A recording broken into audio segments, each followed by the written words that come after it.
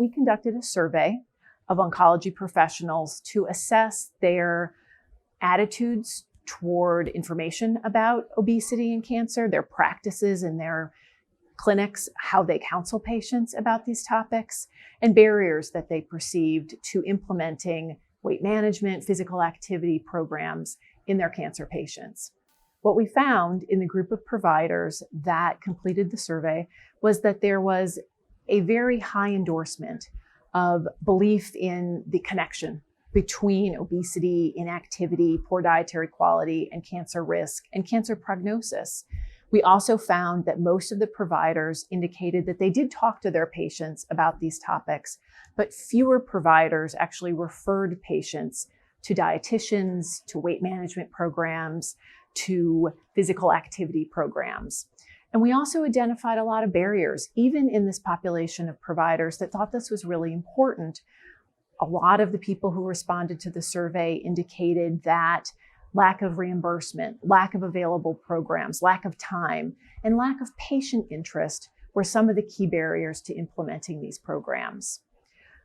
We really want to use this information to figure out how better to educate oncology providers about the importance of these topics and to help support efforts to really help the providers refer their patients and overcome these barriers. I think the big takeaway is that oncology providers are definitely more aware than they were even just a few years ago about the importance of these lifestyle behaviors in terms of both cancer risk and outcomes. But we still have a long way to go to help providers really counsel their patients in ways that will help them change their behavior after cancer diagnosis. One of the really important things that we don't know from this survey is how impactful was that messaging?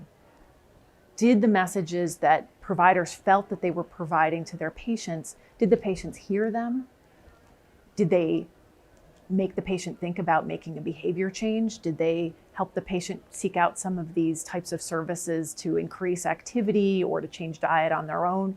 We really don't know that at this point. And I think that we, as an oncology society at ASCO, really need to figure out how do we train oncology providers that these topics are important? How do we help providers talk to their patients? ASCO does have toolkits that are available for providers to learn more about these topics and for providers to give to their patients to really help spread some of the information and start the process of changing behavior. But I think we need to figure out, how do we get to that next step? How do we go from thinking these things are important to actually helping your patient make a change after they've been diagnosed with cancer and are looking for positive things that they can do to impact their quality of life and their cancer outcomes?